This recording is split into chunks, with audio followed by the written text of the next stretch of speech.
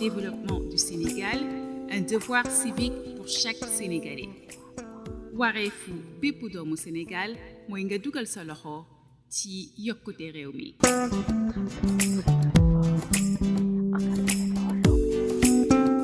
Merci beaucoup. Je suis très heureux de vous accueillir au siège de l'association Handicap Formeduc. Donc ici, c'est le centre de ressources pour la promotion des droits des personnes handicapées. Moi-même, je m'appelle Oumar Diop. On m'appelle Elhaj, Oumar Diop dit Elhaj, et je suis le coordonnateur de ce centre de ressources et je dirige l'organisation Handicap Formeduc. Donc nous sommes membres aussi de la Fédération sénégalaise des associations de personnes handicapées. Donc comme vous le dites si bien, donc aujourd'hui, si je devais vous faire la situation des personnes handicapées au Sénégal, donc je devrais vous dire que déjà les personnes handicapées font 15% de la population mondiale. Mais en fait, au niveau national, on est face à une absence de statistiques. Il y a des handicaps que vous pouvez constater tout de suite en regardant quelqu'un comme moi. Vous me verrez avec mes cannes, ou vous regardez Mame Diarra Thioub à côté. Donc vous la verrez avec ses lunettes et sa canne blanche, vous saurez qu'elle est handicapée visuelle.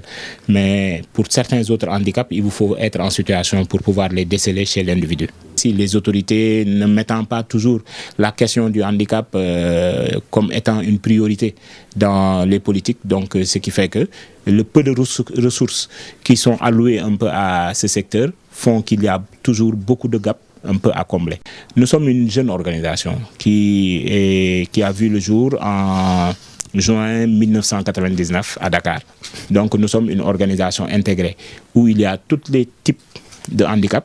Mais il y a aussi des personnes qui ne sont pas handicapées, qui sont des membres à part entière de notre organisation et qui assument des responsabilités dans l'organisation. Handicap Formeduc, le nom est un peu une contraction de formation, éducation, communication et culture. Donc, mais tout ça aussi pour dire que le handicap, le fait de porter un handicap en lui-même participe à la formation et à l'éducation de l'individu qui en est porteur.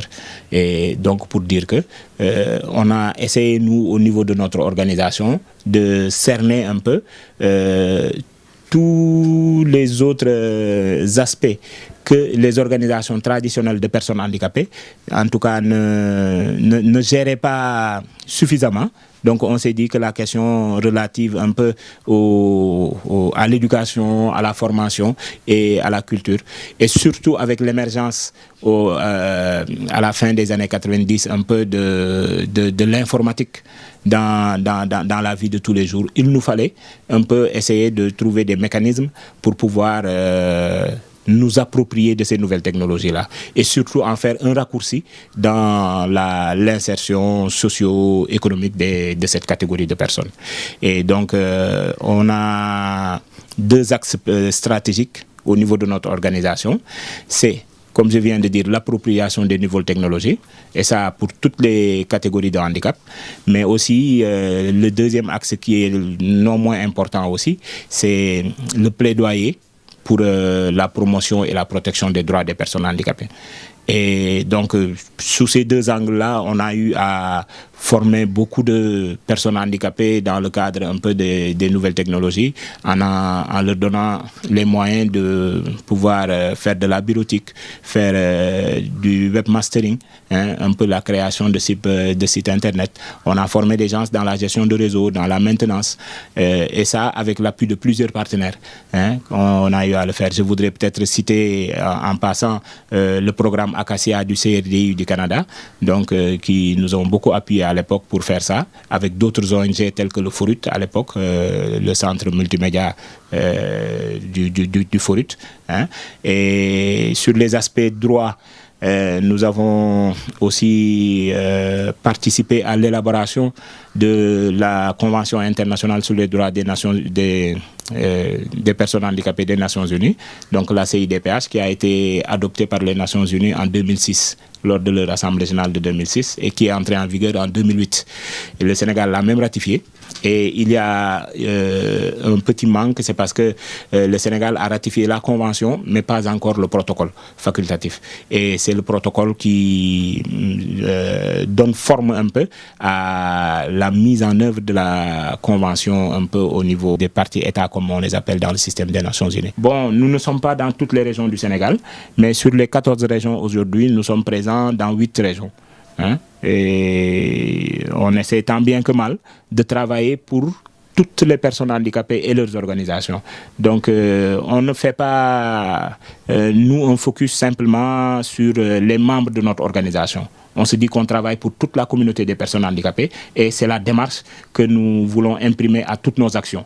Donc ça n'est pas simplement un début, mais depuis que l'organisation existe, c'est la démarche que nous adoptons. En général, dans tous les pays en voie de développement, la question du handicap n'est pas une priorité. Et c'est vraiment une erreur parce qu'on ne peut pas essayer de développer un pays en mettant en côté 15% de la population.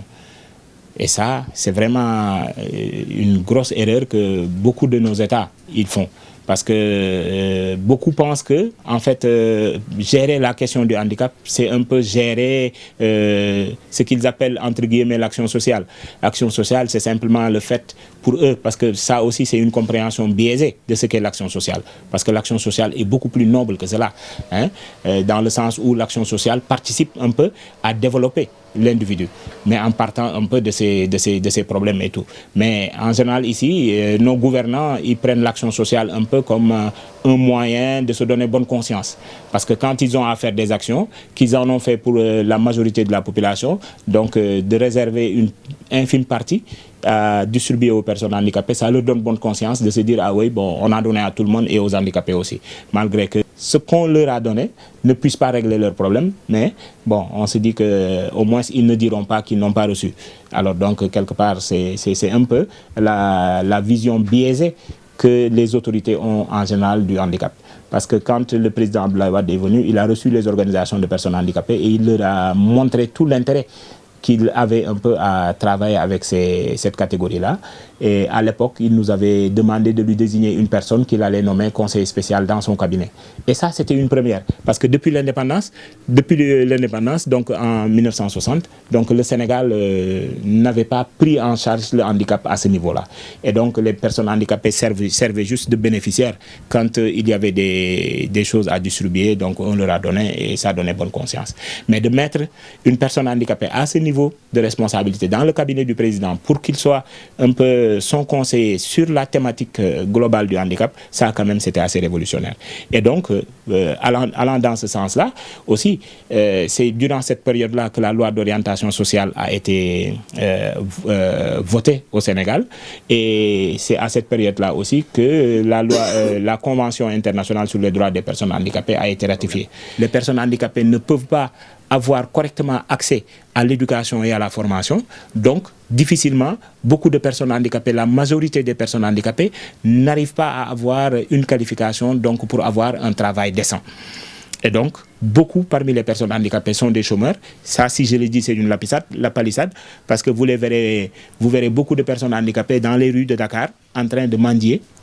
Et donc ça n'est pas une bonne chose. Quand vous parcourez les rues, vous verrez des personnes handicapées qui ont eu à faire des études supérieures, qui ont même eu des formations, mais qui malheureusement ne pouvant pas exercer de travail, n'ayant pas de revenus et ayant des familles en charge, donc sont obligés un peu de tendre la main pour vivre. Et ça, c'est très regrettable, parce que ça n'est pas bon pour l'image d'un pays. Carrément de changer de paradigme, de faire en sorte que les personnes handicapées soient prises en compte déjà au niveau de l'éducation des enfants handicapés, qu'on se charge de le faire. Si je vous dis aujourd'hui qu'au Sénégal, pour chaque type de handicap, que ce soit les handicapés moteurs ou visuels ou sourds-muets, il n'y a qu'une seule structure éducative nationale pour les personnes handicapées motrices par exemple. Les enfants handicapés motrices, c'est le centre Talibou Dabo de Grand Yoff, où les enfants sont jusqu'au BFM. Mais ça s'arrête là, c'est la seule structure. Donc, qui n'a pas une capacité pouvant absorber tous les enfants handicapés. Donc, si on prend les handicapés visuels, il n'y a que l'Institut national de formation des jeunes aveugles de Thiès, pour tout le Sénégal. Cet institut-là n'a pas une capacité de plus de 200 personnes, de 200 élèves. Si vous allez voir les enfants sourds-muets, il n'y a que le centre verbotonal. qui est dans le complexe de la Fosse. Et ce centre verbotenant-là, si je vous dis qu'il ne prend les enfants que jusqu'à l'âge de 9 ans, et après 9 ans, on les jette à la rue, il n'y a aucun autre mécanisme qui prend en charge un peu ces enfants-là. Donc c'est catastrophique. Donc on ne peut pas gérer ou se dire qu'on va régler les problèmes des personnes handicapées si on ne les met pas dans un cadre qui permette un peu qu'ils puissent s'éduquer, se former et avoir un métier comme tous les autres et avoir droit à un emploi.